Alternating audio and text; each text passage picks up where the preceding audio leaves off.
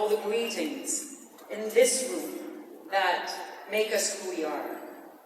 So, you know, I have been here on this stage, I've held my children's hands here, I've held their father's hand on a path that has allowed us to meet incredible human beings. And I've heard angry voices, I've heard happy voices, I've heard peaceful voices.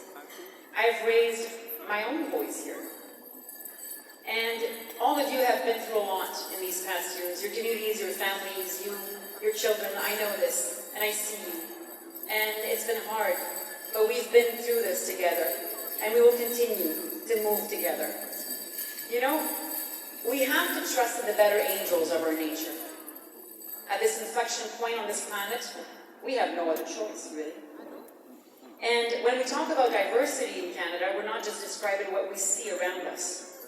We're naming something we live, something we carry every day within us.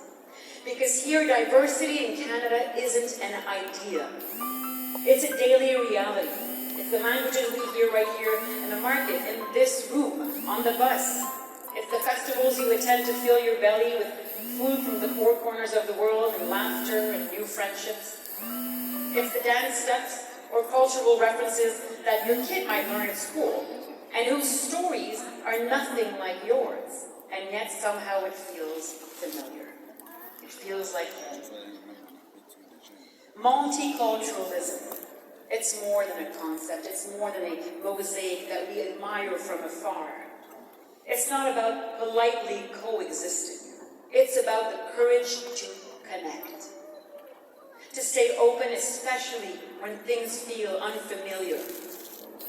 To feel and to make room for the voices that haven't always been heard. To learn, to unlearn, and allow ourselves to be shaped by other people's truths. And these are our neighbors. In my book, Closer Together, I wrote about the ways we grow. Not by building walls around who we think we are and being stuck in a fixed mindset, but by letting our own humanity be reflected in other people's experiences. You know, a great female psychologist said to me, Sophie, the most unhappy human beings I've ever met in my life, after 40 years of practice, are the ones who cannot trust in others.